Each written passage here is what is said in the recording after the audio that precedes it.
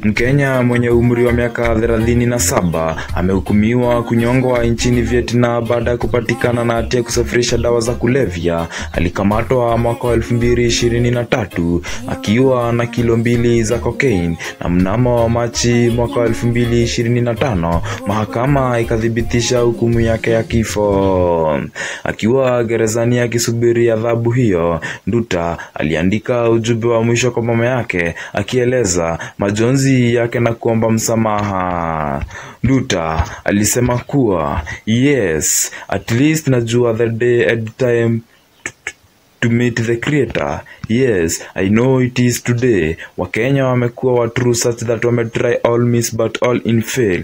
Wengi wana call criminal, but I guess I'm just a victim. Nilikuwa na dreams vile ninge make it, come back home nikuweke good life, but they have terminated the dreams. I know this is the last thing nikuandikia, but the reply na John target nikuwa na ancestors. Wacha niende, maybe I will fight justice when I meet my maker. Najua itakupeni kuni lose, but you are the most strong woman I know. I know even though si rahisi utaweza kuhandle. My siblings washo nilienda kuwatafuta, but I will take time to meet them. Let me face the knife, but I have one question and nitawachia the world. Am I a criminal or a victim?